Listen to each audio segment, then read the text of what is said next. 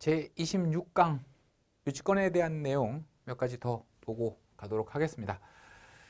자, 저당권이 설정된 후에 성립한 유치권, 우리가 전 시간에 경매 개시 결정 등기 후에 성립한 유치권은 그 낙찰자한테 대항하지 못한다라고 배웠죠. 그렇게 공부했습니다. 그거는 경매 개시 결정이 나서 압류의 효력이 발생된 후기 때문에 안 된다라는 취지인데, 저당권이 설정된 후에 유치권이 성립이 됐다라고 한다면 저당권자는 돈을 빌려줄 당시에 후에 유치권이 성립할 거라는 것을 알지 못했는데, 그 후에 성립한 유치권을 인정한다면 저당권자한테 불측의 피해가 발생하는 거 아니냐, 이런 취지의 질문입니다. 경매 개시결정 후에 성립한 유치권은 경매 목적물의 교환 가치를 감소시킬 우려가 있는 처분 행위에 해당하여 압류의 처분금지 효력에 저촉되므로 낙찰자한테 대항할 수 없다. 이거는 우리가 앞에서 본 내용이고요. 그렇다면 근저당권이 설정된 후에 성립한 유치권 또한 그 근저당권의 실행으로 진행되는 경매 목적물의 교환 가치를 감소할 수 있는 거기 때문에 역시 허용되면 안 되는 거 아니냐라는 취지의 질문입니다. 법률적 근거를 한번 좀 볼게요. 일단 유치권의 인수와 소멸에 대해서 우리 민사집행법은 직접적으로 규정을 하고 있습니다. 제91조 인수주의와 잉여주의의 선택. 근데 1항은요, 그 잉여 가망이 없는 경매의 취소에 관한 내용이고요. 이런 거. 두 번째부터 이제 2항부터 인수와 소멸에 대한 내용이 나오는데요. 2항 보면 매각 부동산 위에 모든 저당권은 매각으로 소멸된다, 이렇습니다. 그러다 보니까 우리가 경매 공부를 하면서 이 저당권이 소멸되나요? 이 저당권이 인수되나요?에 대한 의구심이 안 드는 거예요. 모든이라고. 그냥 매각 부동산 위에 저당권은 매각으로 소멸한다 해도 될 걸 모든 이렇게까지 얘기를 했습니다. 그러니까 저당권은 무조건 소멸되는 겁니다. 지상권, 지역권, 전세권 및 등기된 임차권, 우리 줄여서 용의권이라고 얘기할게요. 용의권은 매각으로 소멸되기도 하고요. 용의권은 배당 요구를 한 경우만 소멸되고 전세권 인수한다, 이렇게 나와 있습니다. 그러니까 사망에 대한 거는 용의권은 매각으로 소멸된다는 내용이고, 사항은 용의권은 인수한다는 내용이에요. 그러니까 조건이 붙어요. 이거는 그 압류 채권, 가압류 채권, 저당권에 대항할 수 없는 경우에는 소멸하고 되항할 수 있는 경우에는 인수되니까 조건이 붙으니까 용의권이라는 것은 어떤 때는 소멸하고 어떤 때는 인수하고 그렇습니다. 근데 마지막 5항을 보면은요, 매수인은 유치권자에게 그 유치권으로 담보하는 채권을 변제할 책임이 있다. 여기에는 어떠한 조건도 안 붙죠. 우리 2항과 같은 얘기입니다. 모든 근저당권은 소멸한다라는 것과 어떠한 토시 조건도 없이 매수인은 유치권자한테 그 채권을 변제해야 된다, 이렇게 규정을 하고 있습니다. 이것만 보더라도 유치권자는 무조건 그 낙찰자한테 인수한다, 채권 변제를 청구할 수 있다라고 볼 수 있습니다.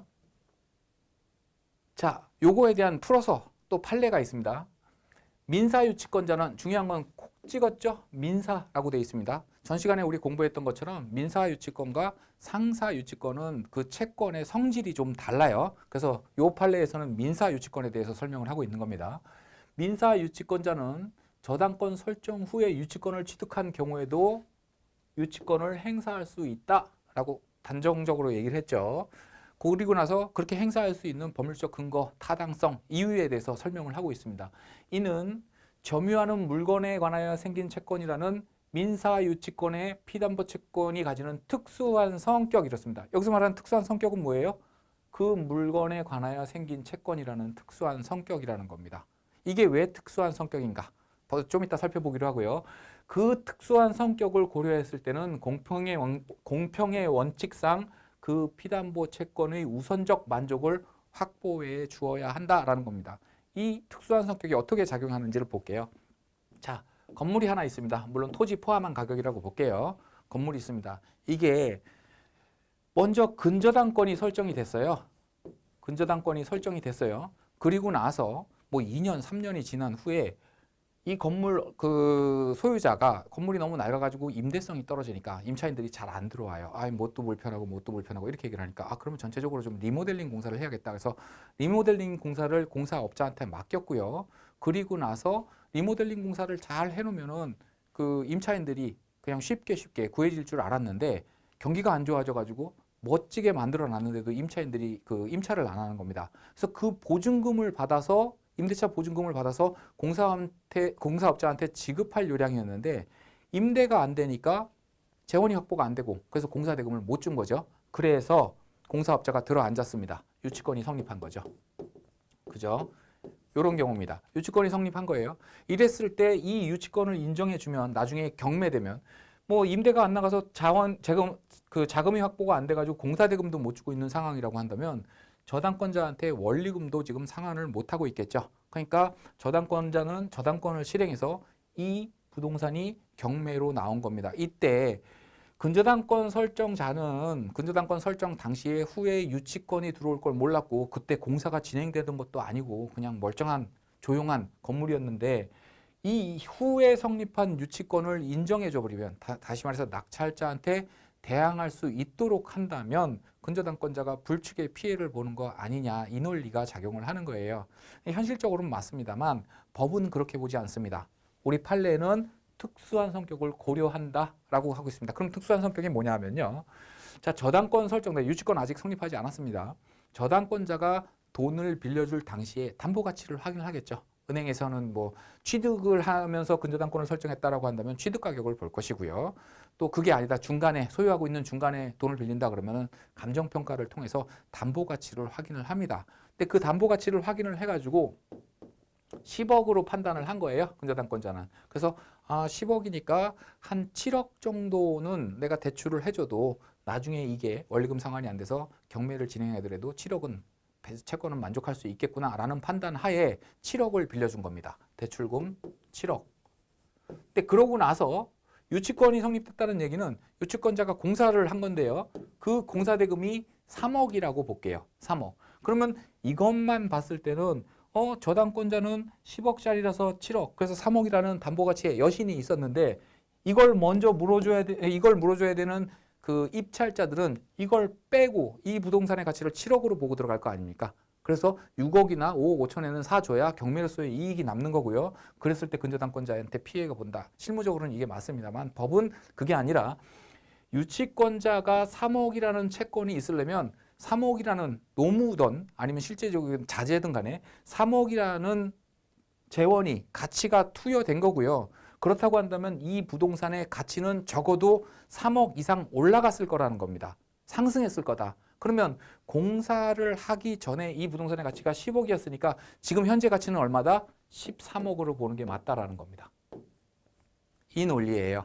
그래서 저당권자가 저당권을 설정할 때는 담보가치 10억으로 판단했는데 지금은 13억이 됐고 요 늘어난 3억은 유치권자한테 먼저 권리를 인정한다고 하더라도 입찰자들은 담보가치를 판단해서 요 3억을 빼고 10억으로 볼 거기 때문에 저당권자가 저당권을 설정할 당시의 가치에서 변함이 없다. 따라서 근저당권자한테 불축의 피해가 발생한다고 볼 수 없다. 이 논리인 거예요. 근데 실무적으로는 그렇지는 않죠. 그죠? 실무적으로는 사실은 공사업자가 3억을 투여한다고 해서 이 부동산의 객관적인 가치가 3억이 올라가느냐? 그렇지 않은 경우도 꽤 많이 있습니다. 그래서 어쨌든 실무와 법리가 맞지 않아서 유치권 폐지에 대한 내용이 이제 뭐 국회까지 올라가 있는데 아직 뭐 그 결정이 난 건 아니고요. 그거에 대한 얘기가 나오고 있습니다만 그래서 유치권 폐지도요. 등기된 건물에 관해서만 폐지가 되는 거예요. 유치권이라는 권리 자체가 우리 민법에서 삭제되는 것은 아니고요.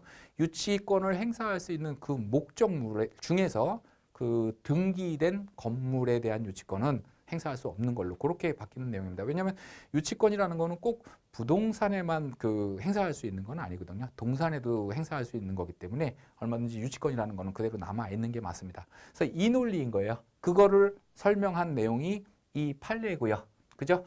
물건에 관하여 생긴 채권, 다시 말해서 그 물건의 객관적인 가치를 올려놓는 데 사용된 채권이기 때문에 그 증가된 부분만큼은 특수한 성격을 고려해서 유치권자한테 우선적 만족을 확보해 주는 것이 맞다라는 게 법리입니다. 근데 아까도 말씀드렸지만 민사유치권 콕 찍고요. 또 민사유치권 콕 찍고 있습니다. 그러면은 상사유치권은 왜 안 되느냐?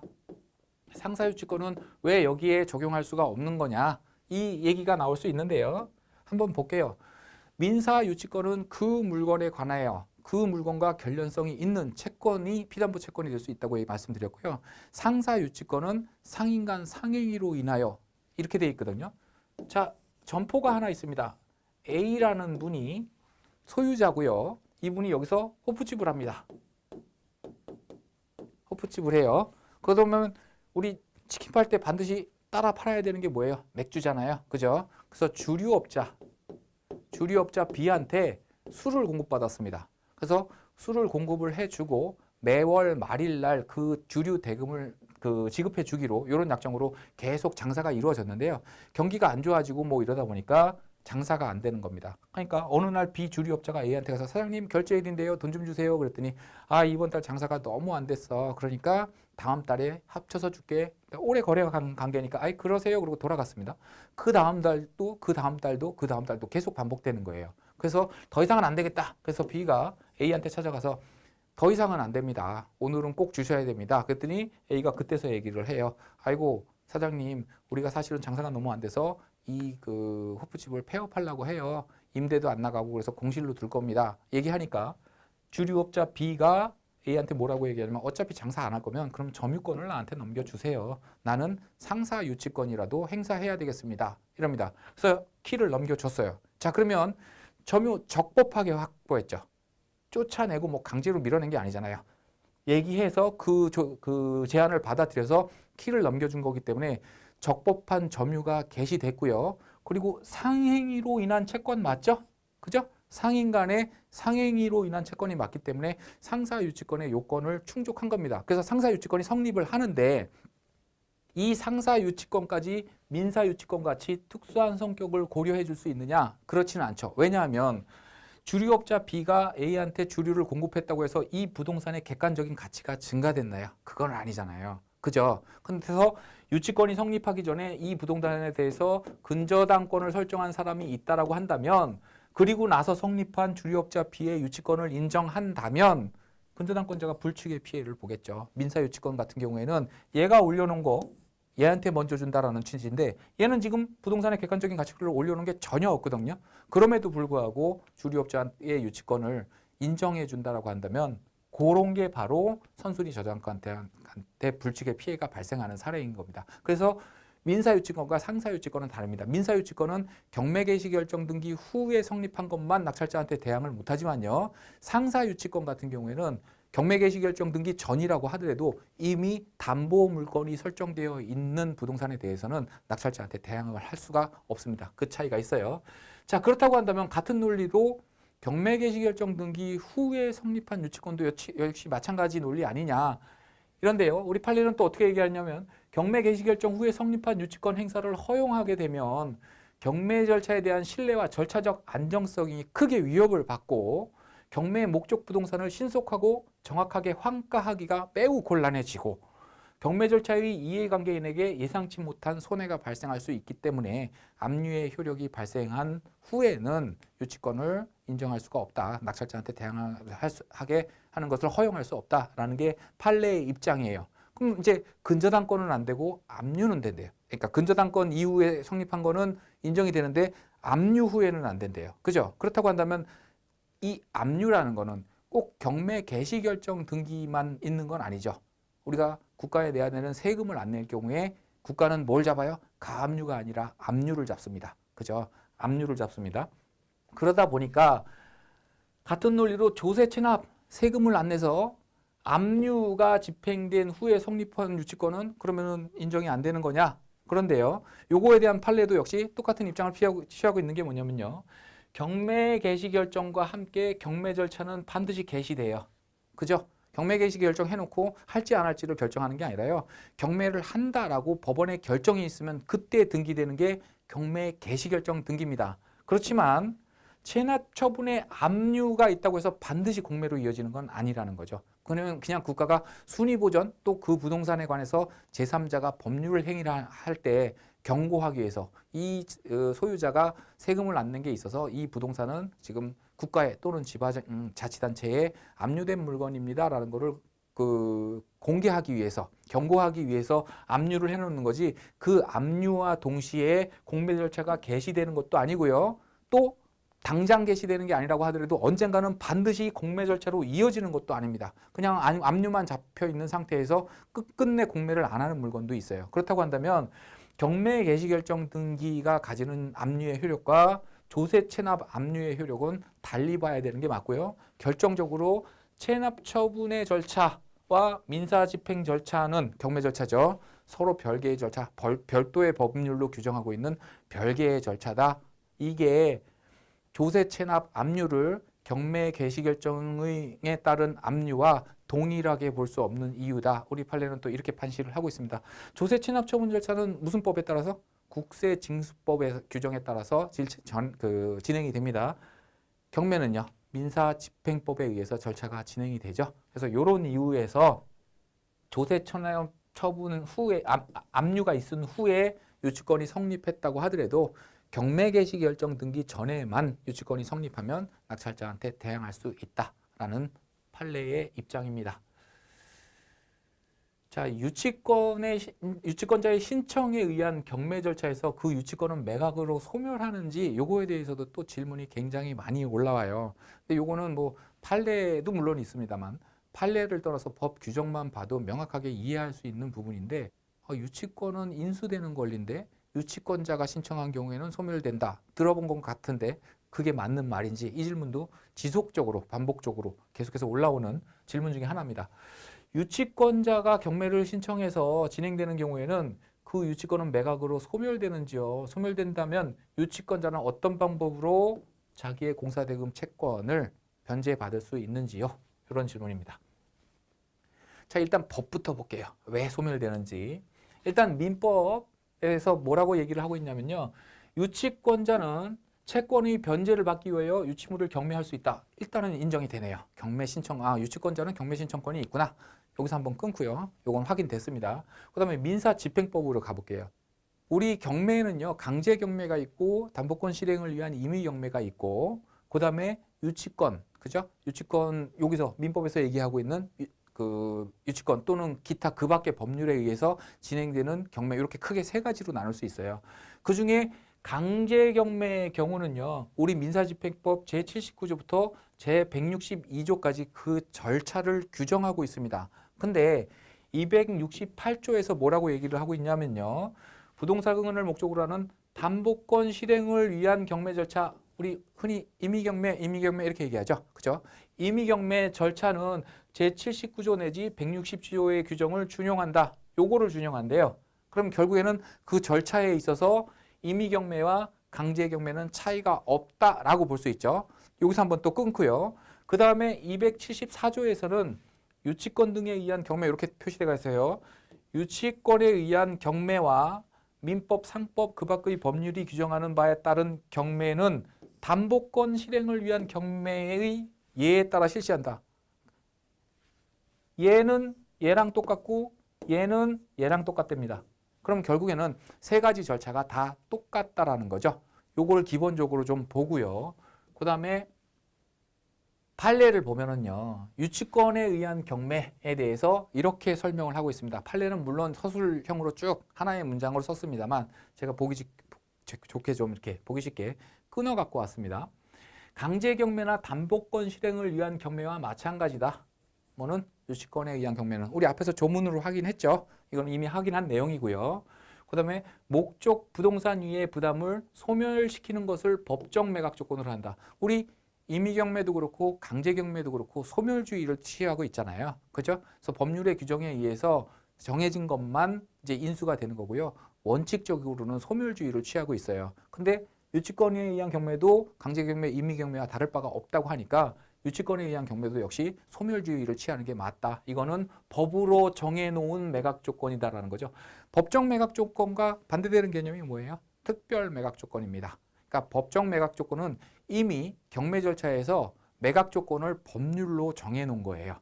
근데 판사가 그 경매를 진행하는 판사가 봤을 때 이 경매 사건은 법으로 이렇게 조건이 정해지긴 했지만 요 경매 사건에는 그 조건을 좀 변경해서 이렇게 진행할 필요가 있겠다라고 판단하면 그 매각 조건을 변경할 수 있는데요. 그렇게 변경된 조건을 뭐라고 얘기해요? 우리는 특별 매각 조건이라고 얘기하죠.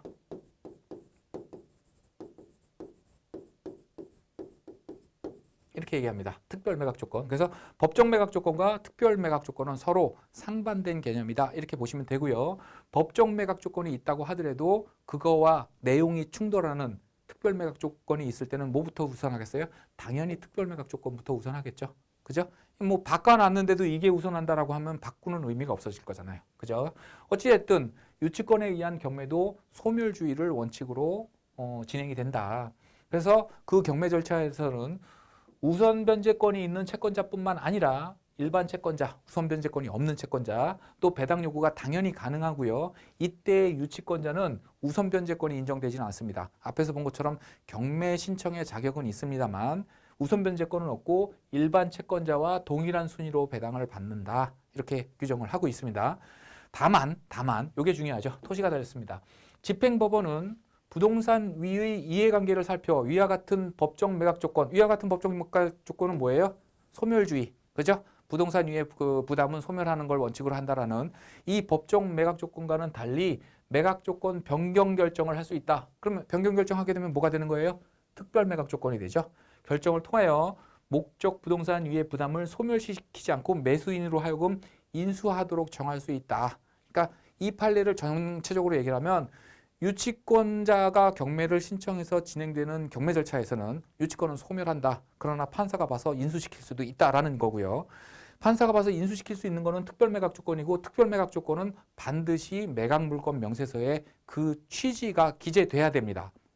그게 기재되지 않으면 특별매각 조건으로서의 효력이 없어요. 그러니까 우리는 유치권자가 신청한 경매 사건에서 뭐 물론 다른 사건도 마찬가지입니다만 특히 더 그 매각물권 명세서의 내용을 꼼꼼히 살피고요. 특히 비고란에 이 유치권을 인수하는 조건이 붙었는지 안 붙었는지 확인을 해야 되고요. 꼭 소멸된다라고 기재되어 있지 않더라도 왜냐하면 법정 매각 조건이 소멸이니까 그거는 기재 않더라도 아무것도 기재되어 있지 않다라고 한다면 그 유치권은 소멸되는 것이 맞습니다. 뭐 또 다른 이유들도 많이 해요. 뭐 때에 따라서는 경우에 따라서는 유치권을 인수시키는 조건으로 매각을 진행하는 게 오히려 유치권자한테 손해가 발생할 수도 있다. 뭐 이런 것도 있습니다. 뭐 예를 들어서 공사대금이 한 10억 정도가 밀렸는데 그 입지상 뭘로 봤을 때 이 부동산의 가치가 한 8억 정도밖에 안 돼요. 근데 10억의 유치권을 인수시키면은 이건 끝내 매각이 안 되겠죠. 끝내. 근데 유치권자 입장에서는 이거 어차피 10억은 못 받을 것 같고 8억이라도 7억이라도 받고 끝냈으면 좋겠는데 아무도 경매 신청을 안 하고요. 그래서 내가 경매를 신청했는데 나보고 또 나를 인수시킨대요. 배당을 안 해주고. 그러면 매각이 안 될 거잖아요. 그래서 오히려 유치권자한테 조금 손해가 발생할 수도 있기 때문에 유치권자가 신청한 경매 사건에서는 유치권은 소멸된다. 그렇게 보시면 되고요. 특별 매각 조건으로 달리 정할 수 있다. 근데 제가 실무적으로 경험칙상 봤을 때 이 유치권을 낙찰자한테 인수시키는 조건으로 유치권자가 신청한 경매 절차에서 유치권을 낙찰자한테 인수시키는 조건으로 진행된 경매 사건은 제가 아직까지 한 건도 없었던 걸로 기억하고 있습니다. 본 적이 없어요. 이렇게 판례에서 할 수 있다라고 규정을 하고 있습니다만 자, 또 한 가지 질문 많이 들어온 거 간단한 거 하나 더 보고 이번 시간 마치도록 하겠습니다. 주택의 유치권을 주장하는 자가 그 주택에 거주하는 것이 법률상 허용되는지 낙찰을 받았대요. 이 주택을요. 낙찰 후 현장을 가보니 유치권자가 그 빌라에 거주하고 있대요. 실제로 가사 생활을 하고 있는 거예요. 유치권자는 그 부동산을 유치할 수 있는 권리가 있을 뿐이지 사용 수익할 수 있는 권리는 없으므로 만약 유치권자가 유치물을 사용 수익할 경우 소유자는 유치권의 소멸을 청구할 수 있는 거 아닌가요? 이런 질문입니다. 그래서 그거를 이제 인도명령 절차에서 유치권자가 점유하고 있지만 유치권자가 실제로 사용 수익을 하겠다, 거주하고 있다, 가사 생활을 하고 있다라는 것을 소명을 하면 인도명령 결정이 빨리 나오지 않겠느냐 이 질문이었습니다. 요게 왜 이런 얘기가 나오면요. 우리 유치권의 서역관 의무, 선량한 관리자의 주의 의무 이겁니다. 선관 의무 규정을 하고 있어요. 유치권자는 선량한 관리자의 주의 의무로 유치물을 점유하여야 한다. 선량한 관리자의 주의 의무는 뭐냐면요. 내가 점유를 하고 있지만 나는 돈 받으려고 점유를 하고 있는 거고요. 이 부동산은 내 거가 아니거든요. 그러니까 뭐 예를 들어서 동산 같은 경우에 막 도난 당하도록 방치한다든가 눈 비 오는데 바깥에 비 맞게 그냥 놔둔다든가 이러면 안 된다라는 거예요. 마치 내 물건인 것처럼 소중하게 관리를 해야 된다. 이 내용이고요. 유치권자는 채무자의 승낙 없이 유치물이 사용되어 또는 담보 제공을 하지 못한다. 여기 나오죠. 사용할 수 없다. 이게 나오잖아요. 근데 빌라를 유치권자가 들어앉아서 그냥 책상 하나 놓고 낮에 그냥 점유하고 있는 게 아니라 거기서 가사 생활을 하고 있다고 한다면 사용으로 봐야 되는 거 아니냐. 이거거든요. 그래서 사용을 하지 못한다. 그래서 유치권자가 전 2항, 요 1항과 2항, 그죠? 요 두 가지 규정을 위반한 때에는 채무자는 유치권의 소멸을 청구할 수 있다. 이 규정 때문에 빌라의 아파트의 뭐 주택에 그 유치권자가 실제 생활을 하고 있다면 유치권 소멸을 청구할 수 있는 거 아니냐. 이런 그 견해가 있는데 우리 이 2항에서 분명히 단서하고 있는 게 뭐냐면요. 그러나 나오죠. 유치물의 보존에 필요한 사용은 그러하지 아니하다. 이렇게 돼 있습니다. 자, 그렇다고 한다면 이 빌라에 유치권자가 들어 앉아 있는 그 행위가 사용 행위로 볼 것이냐, 보존 행위로 볼 것이냐에 따라서 달라지겠죠. 그죠? 사용 행위로 본다면 유치권 소멸을 청구할 수 있을 거고요. 보존 행위로 본다 그러면 소멸을 청구할 수 없겠죠. 여기에 대해서 우리 판례는요. 공사대금 채권에 대하여 유치권을 행사하는 자가 스스로 유치물인 주택에 거주하며 사용하는 것은 특별한 사정이 없는 한 유치물의 보존에 필요한 사용에 해당한다. 이렇게 되어 있습니다. 그러니까 여기에 해당하는 행위가 아니라 여기에 해당하는 행위라는 거죠. 그죠? 그러다 보니까 채무자는 이 유치권을 소멸을 청구할 수 없다. 이렇게 표시하고 있습니다. 근데 뭐 대여 같은 경우에는 사실은 요 사용보다는 훨씬 더 좀 엄격하게 그 잣대를 들이대고 있어요. 그래서 다른 사람한테 대여를 하고 그거에 대해서 뭐 임대료를 받는다든가 이러면은 소멸 청구가 가능하지만 주택의 경우에 거기에서 실제로 거주하고 있다는 사정만으로 바로 유치권이 소멸된다, 소멸을 청구할 수 있다 이렇게 판단할 수 있는 것은 아닙니다.